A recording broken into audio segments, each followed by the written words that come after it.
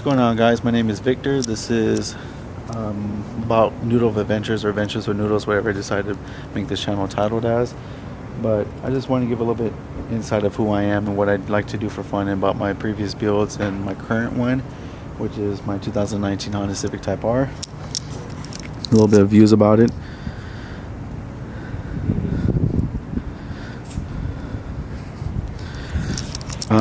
This is vlog number 1 or whatever you want to call it, just to give an introduction about myself.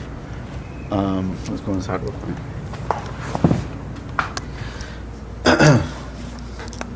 So here we have a picture, one of my pictures of my temp Gen SI that I currently had before. I had this one about for 5 months until I actually broke it, sadly. And if you guys ask what happened, long story short, I suggest you run a filter, only because I did not. And if you ask why, how come you did not run a filter, the only reason is because in my head it's just more timing, more fuel. But I caught my luck one day when I was racing my buddy on where we work. I sucked in some dirt and debris and whatever it was, messed up the turbo. The turbo ended up scraping itself inside the housing, and then from the turbine that ended up getting into the motor, ended up getting basically causing like so many misfires and just knock. So before it got worse, I thought I best trade it in and get something that I really wanted, and so that's why I ended up here with my Type R. But even before all that, how I got into like the whole Honda scene and stuff like that is in high school. My friends, they all had about RSXs, EGs, and EJs, and whatever kind of older Civics back then, and that's what I learned how to drive stick. So from seeing that, I've always wanted a Honda, always wanted a Civic. I didn't know what it was until I actually found the FG2s, which is like the 2008 or 2006 models or whatever it was. The little Civic coupes that had the little bubble butt on it. I would still buy one today. I think they are awesome. They look nice, especially with that platform. There's like so much that you can do for them, from cams, valve train swaps, and it's ridiculous. I still would buy one until today. But a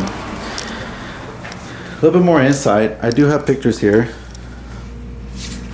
This one is of my 9th Gen SI. So this one was an all motor build, 235 horsepower, 190 torque, 2,600 pounds of foaming in it, and I did get it weighed.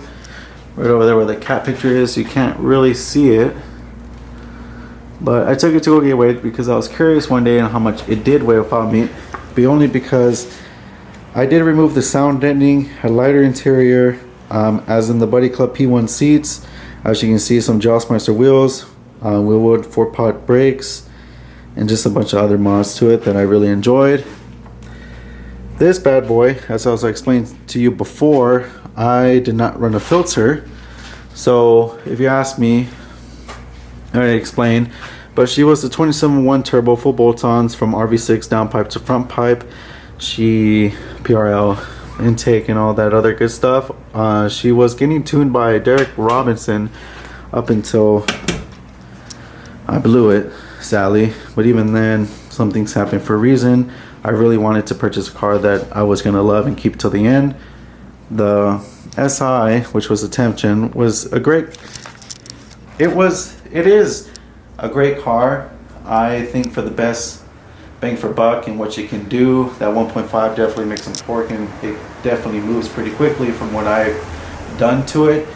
But I personally think that there was always something missing with it, and what I mean by that is like with the older models, the whole VTEC crossover and the whole torque and then just being all motor, it brought some kind of raw feeling. And then when I got into the temp Gen SI, it was cool. It made the power that I wanted to. It performed the way I expected it to, but there was always something missing. And then so I liked it, but I never loved it.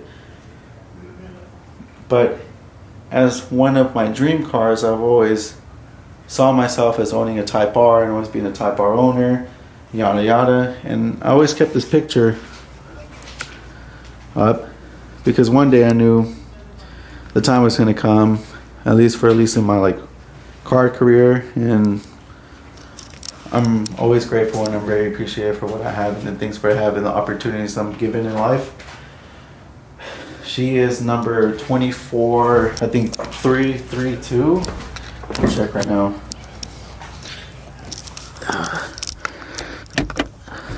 My bad. She is number 23224.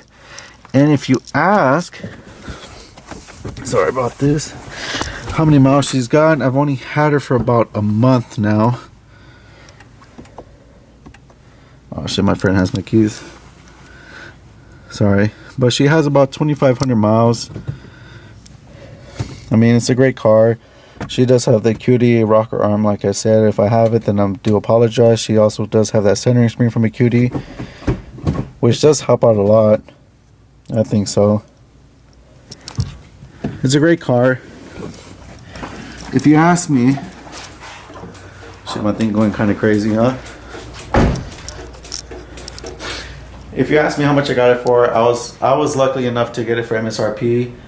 I ended up buying in downtown LA, so downtown Los Angeles and stuff like that. I live currently in San Bernardino, so it's about an hour drive just to get over there, but I think it was worth it. I do have big plans for this car. I'm gonna sit you guys down again. So I do have plans for this car.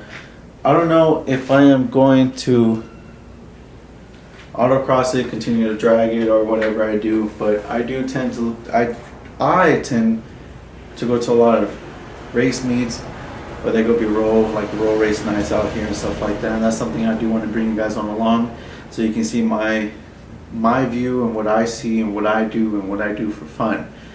I enjoy racing, whether it be a dig, whether it be a roll. I've always been that kind of person. I've always been kind of competitive. Yes, I understand it's illegal. Yes, I understand it's going to make some people mad. Oh, you're putting people's lives in danger or whatever. So I understand. But it's what I like to do for fun, and it is what I do in my spare time. This is kind of like all that I really have for a hobby, and this is all I really enjoy, and this is all I really want. Again, I just want to bring you guys along, whether it's not only just for me going out on my races, whether it's me just going and hanging out with my friends, my life, day in the life in the Type R, day in the life and what it is being a Type R owner, from the maintenance, from the parts that I have to purchase, and just other things I want to bring you guys along as I start to mod this car. But again, I have always wanted to get into autocross. That means like going to Willow Springs, Big Willow, and all that, VTEC Club. I have always dreamed about it. I would like to do it, especially in the R.